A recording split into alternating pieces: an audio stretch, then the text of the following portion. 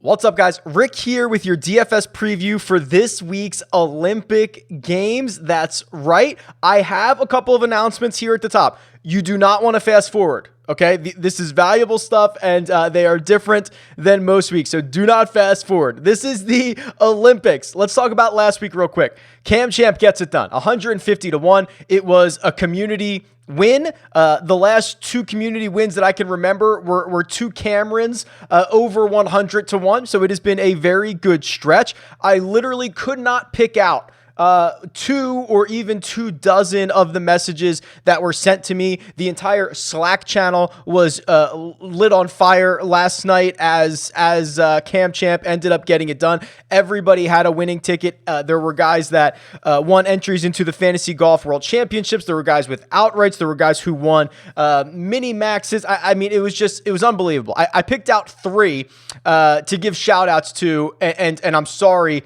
if I missed out on you. Dan Log said he's been trying to get a shout out for a while. Here it is, Dan. Congratulations, turns $205 into $11,205. Eric, actually, this one I found very interesting. So Eric said, thanks for pointing out that you can shop the number on Cameron Champ. I went to DraftKings. I got it at 150-1. Turned his $100 into $15,000, which is really a lesson in shopping it. You know, it would have been a great number. It would have been a great price on Cam Champ if you got it at 80-1, like he was in some places, but other places had it at 100, had it at 110, had it at 150. If you have the ability to shop, you should be shopping, especially for the long shots, because that makes a big difference. The difference between 18-1 and 20-1, not that big a deal. Difference between 100 and 150, huge deal. And then Sam Dane's back at it again. Won the $555 for $50,000, and in total for the week won about $73,000. Congratulations to you guys. Congratulations to everybody. Awesome week. I'm stoked to get right back at it again. And I'm going to give away something interesting, or maybe give away something interesting. So here's what's going on this week. As you guys may or may not know, the two South Korean players, Sungjae and Siwoo Kim, if they are able to get a medal at the Olympic Games, they will not have to do the mandatory 2-year military training in South Korea. Now, it is obviously a big deal, and these guys skipped the Open Championship to prepare for the Olympics. So here is what I'm going to do. If Sungjae Im medals, I'm going to give away these. So if you've not seen these before, these are Sungjae's FootJoy model. So this is the same model that he wears out on the golf course. They are custom designed for the St. Jude Classic. So you can see there's kind of some cool designs on there that kids from the Children's Hospital did. And he signs them both. They're both signed. I acquired these last year at the WGC FedEx St. Jude. And I love them, and they sit in my background. However, here's what I'm willing to do. I'm willing to give these away. If Sungjae Im medals, I will give one shoe away, and I will raffle off the other. And the proceeds from that raffle will go right back to St. Jude's Children's Hospital. So that's my goal here. So here are the ways that you can enter the draw, and it's very similar for most weeks. If you're here on Twitter, make sure you've liked this video, you're subscribed to the channel, and comment below with who you think is going to win the gold medal. That's one way.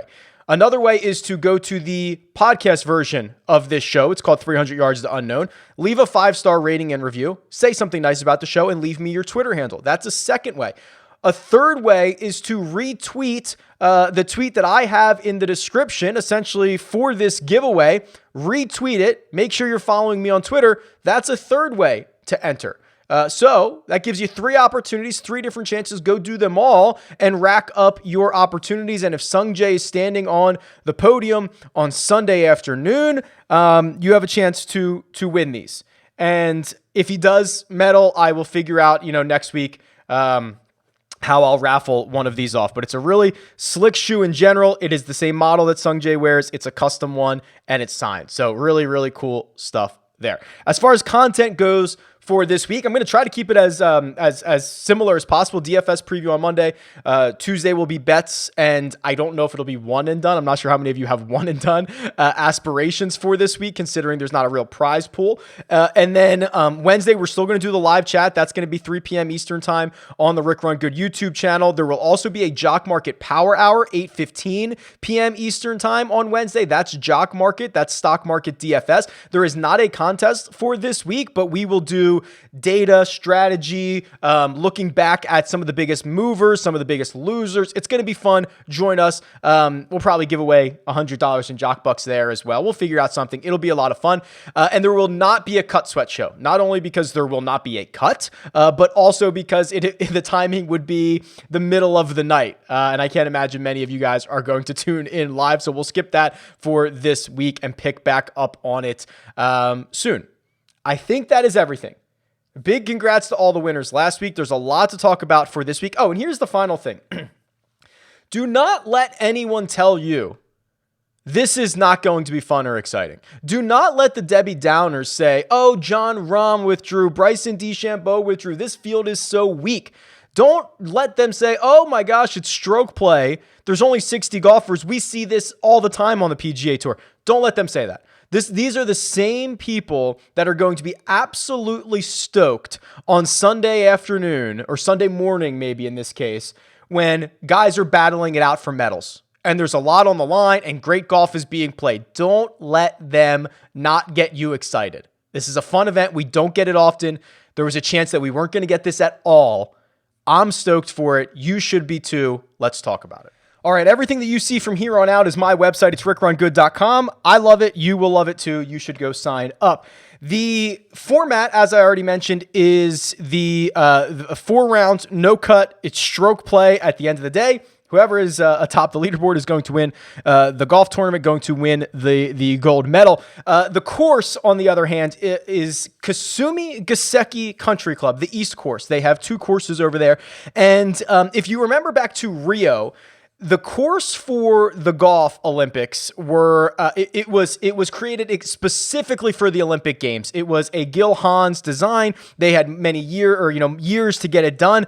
And I remember, it was really hard to figure out because they were still trying to figure it out. During practice rounds, they were charting where drives were landing, where drives were finishing, where approach shots were landing because they needed to figure out where the tees should be. It was kind of fun, right? A brand new golf course. Not so much here. Kasumigaseki has been around for 100 years. It is tree lined. I'll link the flyover videos in the description as well. It's tree lined, so you certainly can get into trouble out there. A lot of Japanese courses, if not all, I guess not all Japanese courses, but a lot of Japanese golf courses have 2 greens for every single hole. You might remember this from the Zozo Championship, the year that Tiger won. Remember, they went over there and played this. Because in the winter, I guess they're 2 different strains of grass. In the winter, they use 1 green. In the summer, they use another while those greens are flourishing. And what it really creates is usually 2 small greens around these holes. Now, well, first of all, it's probably why Hideki is such a great ball striker. Also, growing up and having to hit to constantly smaller targets, because 2 greens usually means 2 smaller greens. The Fazios, I believe it's Tom Fazio and his son, 5 years ago did a redesign of this course to modernize it and to get it ready for the Olympics. And what they did is they combined those 2 greens into 1. I could not find the official square footage of those greens at this point, but I did a little Google Maps calculating. I believe they are just a hair larger than a tour average. Okay, that's what we're working with. Excuse me. Also, they are bent grass, and Fazio added undulation in the fairways, modernized it. You're going to see there are lakes in play. There are harsh bunkers with sharp lines, and they're very deep. I do not think this is going to be an incredibly difficult golf course, because I think for the Olympics, they want scoring. They want guys to go out and make a lot of birdies, but it has been modernized. It's been lengthened 500 yards. It's going to be a nice little test. So should be good. You can see the bent grass specialist here. I do have the 1 year's worth of Olympic men's competition course correlation numbers in the database here in the course key stats tool. Again, It's 1 year. There were 60 golfers. Justin Rose won it. So the highest correlated stat to success was birdie or better percentage and driving accuracy and strokes gained tee to green. This is going to be very, very noisy, but since I had it, I figured why not show it? Why not give the kicks for the people? I think this week we are looking for well-rounded players. You have to shape the ball in both directions. I think ball striking is something we haven't talked about in a while. I mean, it's good every single week, but again, I think you're going to be rewarded by playing out of the fairway, obviously, but being able to give yourself a lot of opportunities, being able to hit to the certain specific areas of these greens. The way that the angles go, so this is similar to some holes at Augusta National. The way that the greens angle, essentially what can happen is, for example, the further right that you go on the green, the further away and the farther you have to carry it. That's a very specific type of angulation that you see at some golf courses. And what it usually means is you have to have your distance control really, really good, because if you miss, 5 yards to the right, that's a different number that you were trying to hit. You're no longer pin high, on the green, you are missing the green. So I do believe it is really going to benefit some of the better ball strikers. Now I do have all of course, the strokes gained data loaded in. Now, the vast, half of the field, there's probably not strokes gained data on, maybe a little bit less than that, maybe a quarter of the field, because they're, the 300, 400, 500th ranked players in the world. They don't play on the PGA Tour. They play on the Japanese Tour. They play on the Challenge Tour, the Sunshine Tour, all these different places. So keep that in mind. The strokes gained data will be available for the guys that have it. So if we're looking at, for example, the last 36 rounds, and we sort by strokes gained approach, which is going to be important every single week, but certainly here, Antoine Rosner is number 1, only 8 measured rounds on him. It's Colin Morikawa, by far the next best, averaging 1.8 strokes gained per round over his last 36. He's pretty much head and shoulders above Paul Casey, Corey Connors, Justin Thomas, and Hideki Matsuyama, who would round out the next set of golfers there. So let's jump over to the cheat sheet, because the pricing is going to be very important this week if we're going to have to try to deploy a stars and scrubs, or if we can go with a more balanced build. The good news for this week is that DraftKings held off on releasing the pricing until I think Sunday night is when it came out, or Sunday at some point. So the news of Jon Rahm withdrawing, the news of Bryson DeChambeau withdrawing and being replaced by Patrick Reed had already occurred. So there are not huge voids in the pricing, which is very, very interesting. So now Colin Morikawa is the most expensive golfer. He's $11,200. He is one of 6 golfers over $10,000, along with Justin Thomas, Xander Schauffele, Hideki Matsuyama, Rory McIlroy, and Patrick Reed. As this event gets closer, I'll do my best to project the ownership for an event like this. But there is something appealing about Colin Morikawa. Let's be real. This is a place that ball strikers are going to thrive.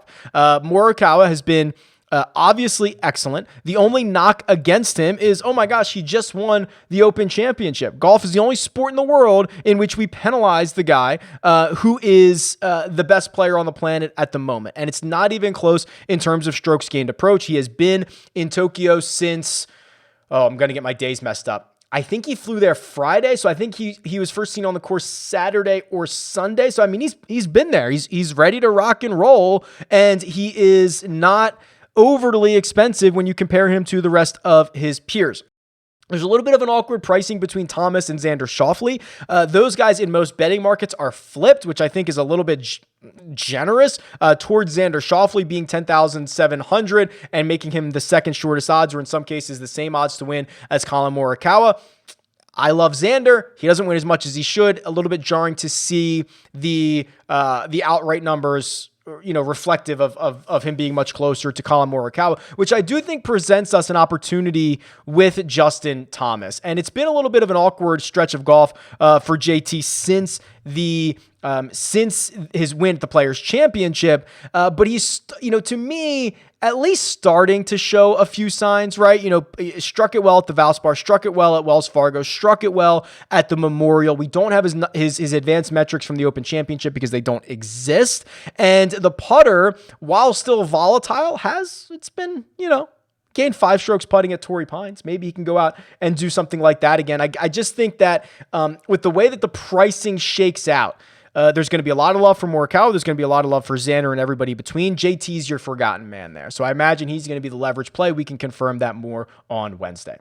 In a similar boat, the forgotten man at the bottom of the $10,000 range has to be Rory McIlroy. Wins Quail Hollow, plays well enough at the U.S. Open. He was in the thick of it late on Sunday. Open Championship let him down a little bit, but at 10,300, I think a lot more people are going to opt for the narrative around Hideki Matsuyama. They are going to opt for Captain America, Patrick Reed, who, by the way, listen, kudos to Patrick Reed. Whether you like him or not, it is not an easy decision to kind of put yourself out there and say, wow, I wasn't expecting to play the Olympics. I had just come from the Open Championship. I went back to Minnesota. Now I have to go to Tokyo.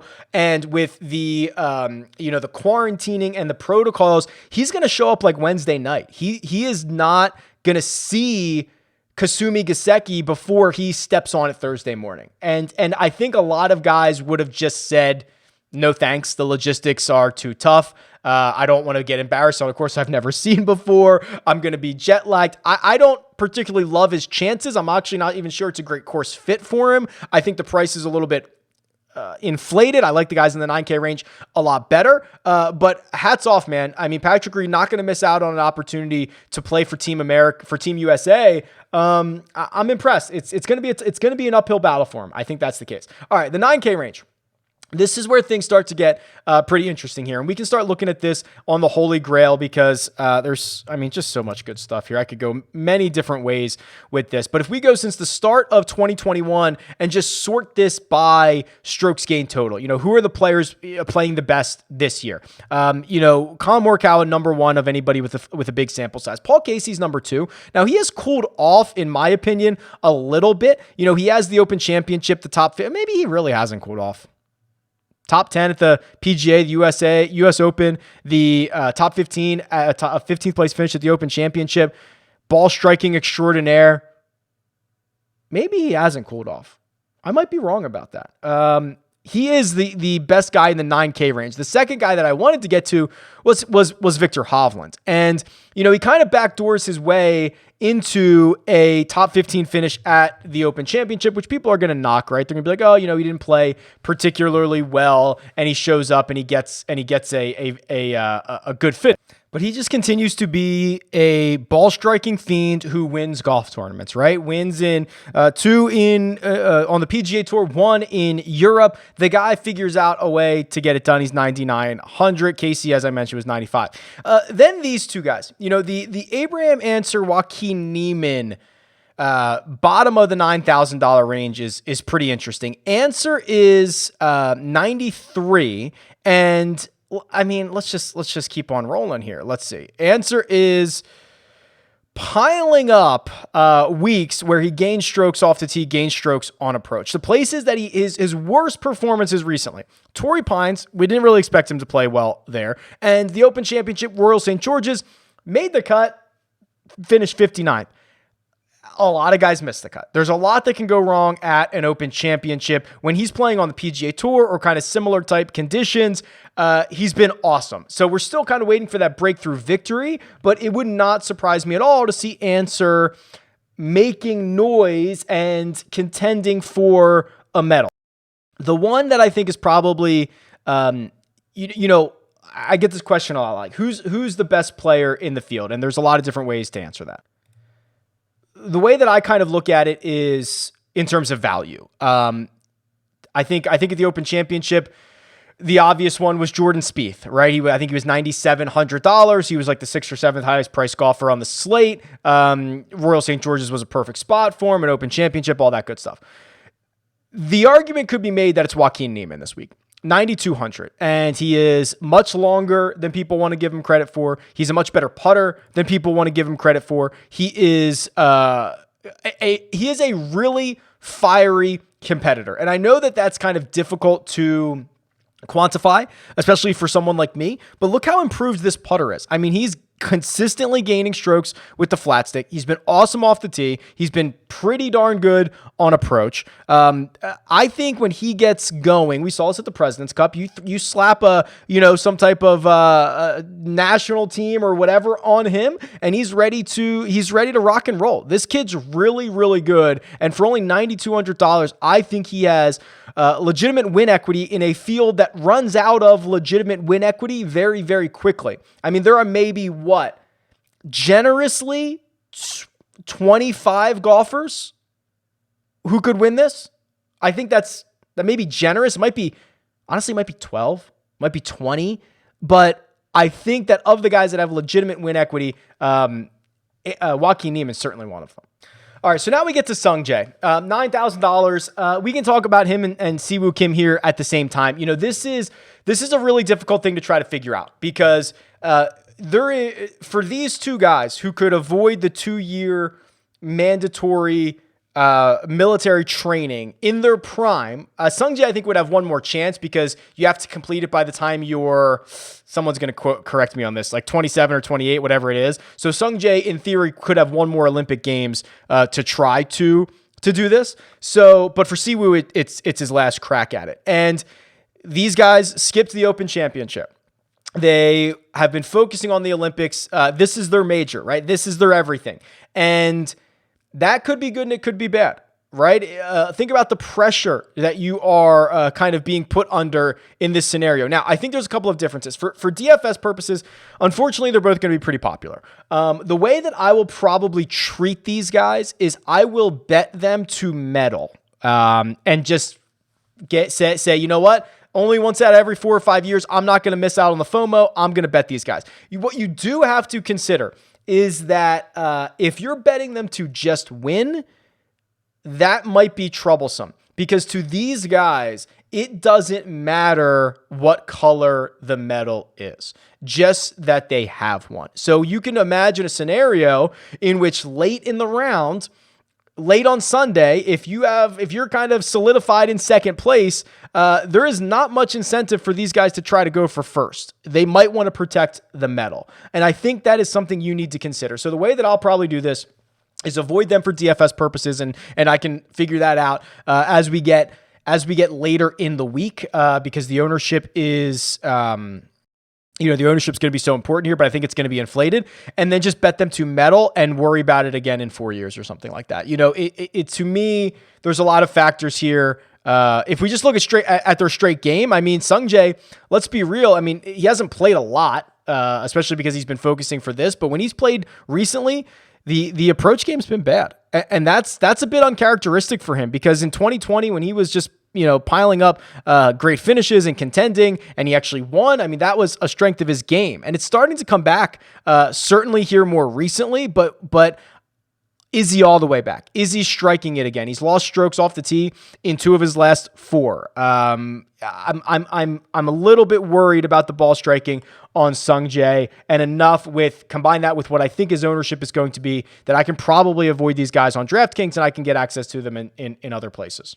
Okay, the 8K range. So this is where we this is maybe the last tier of guys with actual win equity here. So a couple of things to note, and I want to go to the trends tool here for this one first. So I've just adjusted the DraftKings fantasy points since the start of 2021, and I've sorted it by most DraftKings points. And names like Morikawa and Hovland are up there. Mito Pereira is in there. Talk about that in a second. He has a much smaller sample size. But then you get to Thomas Pieters. So Thomas Pieters averaging 78 DraftKings points per start, which is 4th most in this field. And again, that throws out all sample sizes. And it makes sense, right? When you guarantee these guys 4 rounds, birdie or better percentage is going to be huge. And we have seen Pieters really make a lot of birdies, threaten eagles. He's a volatile type golfer when he plays, which is usually very good for 4 rounds. You don't have to worry about the missed cut, but he has that showdown equity. He has that ability to shoot the low round of the day. So him at $8,100 and being the guy with the 4th highest DraftKings points since the start of 2021, again, smaller sample size, is pretty interesting. Other guys that are pretty interesting in this range. I think that Garrick Higgo has proven himself to be a winner, right? At basically any stage, whether it's Challenge, whether it's European Tour, even here on the PGA Tour. there's a skill in winning. There's a skill to being the last man standing, which he has proven over and over again. He's $8,300. That would be a pretty interesting buy situation. I'm not as excited, I think, about like a Mark Leishman, or I just know Tommy Fleetwood is going to catch a lot of steam this week.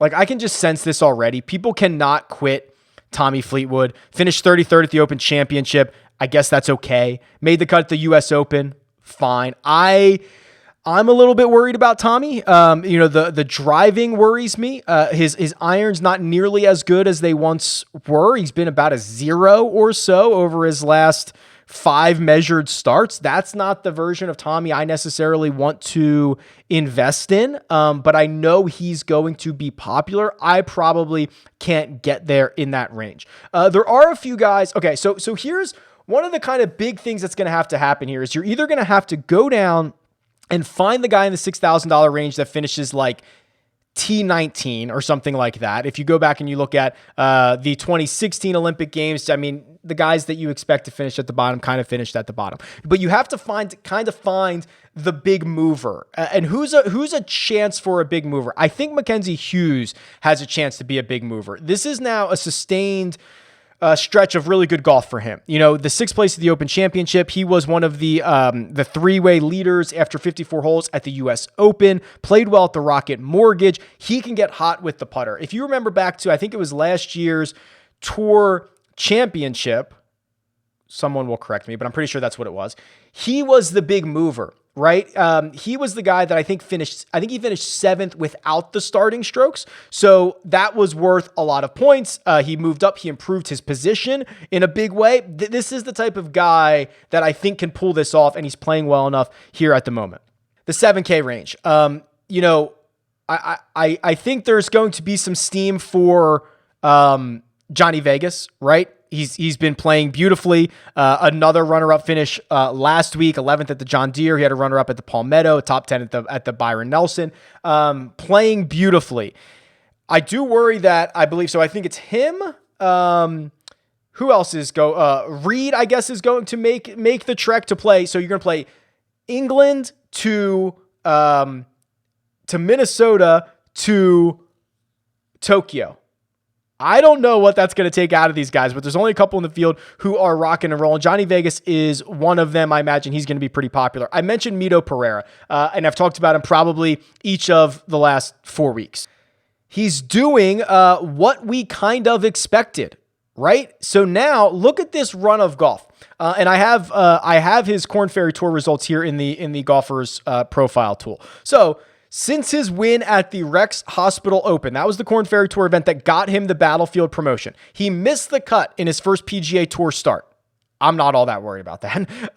Then he went 34th at the John Deere, 5th at the Barbasol, 6th at the 3M Open. And if you noticed, gain strokes off the tee in all 3 of those, gain strokes on approach in all 3 of those, was dynamic, essentially from tee to green, putted well at the 3M Open. He's the other Chilean with Joaquin Niemann. And man, I don't care what tour it is. If you win golf tournaments like he's done 3 times this year on the Korn Ferry, and you get an opportunity to be priced at, let's see what he is, $7,200. Yeah, let's fire it up. Let's fire it up here. I'm not afraid. 4 rounds, go and get it. Let's see what happens. One of the other names here that I will probably grow on as the week moves on is Antoine Rosner. So there are guys who have like never sniffed the PGA Tour in this field, and there are guys that come over and they have a little bit of success and they show us something. And I think Rosner is the latter there. So if you look at his metrics, and of course I just misclicked. Let me try this again. So Rosner has 8 measured rounds this calendar year, but he also has some other events that he's played here. So here's what I think is a little bit encouraging. The PGA Championship, so his last 3 starts. PGA Championship was 3 starts ago. He gained 7.5 strokes on approach. 7.5 in 2 rounds because he missed the cut. that is special. He lost 4.6 around the greens. So he hemorrhaged strokes around the greens. His short game's pretty sour. Memorial gained 8.5 strokes on approach, finished 18th, and then he made the cut at the Open Championship. And again, we don't have the advanced metrics from that event, so we don't know how he did it, but you can probably assume it was via ball striking. This is an opportunity to say, hey, Rosner, can you find a zero putter? Can you be a zero putter for 4 days? Because you might be one of the better ball strikers in this field, and not a lot of people are going to realize it. Not a lot of people are going to play him. They're going to play the guys they know more so from the PGA Tour and try to go with some balanced builds because they don't want to dip their toes down into this water. That is a guy that I think makes the case for a really good pivot and one of these guys that could win you all the money. Now we jump down to the 6K range, and let's be real. We don't know who a lot of these guys are, and a lot of them don't have any PGA Tour experience. A lot of them play on other tours, but I think there is still an opportunity for some success here. So Henrik Norlander will probably be the most popular one, I imagine, in this range because he is someone that people play before. He's coming off of a 5th place finish at the Barracuda. He's made 5 consecutive cuts with a handful of top 30s during that stretch. I think he's going to be the most popular one, and I absolutely get it. The other one I'm interested in, and I'm probably going to butcher his name here, is Audrey Arnas, who is the partner of, it was John Rahm's partner. He's representing Spain, and he's not in as good a form as I would like, but made the cut at the Scottish Open, made the cut at the Irish Open. But when he has played bigger time events on the European Tour recently, he's played really well. Let me read you off a couple of these. So you go back to the end of 2020, he went T10 at the DP World Tour. That's their finale. That's the big event. Matt Fitzpatrick won it. That's where Lee Westwood was crowned the Race to Dubai champion or whatever it's called. So he finishes T10 there. Next week, he goes T12 at the Abu Dhabi HSBCs. That's the one Paul Casey won, I believe. T9 at Omega Dubai Desert Classic, which is the one that was won by...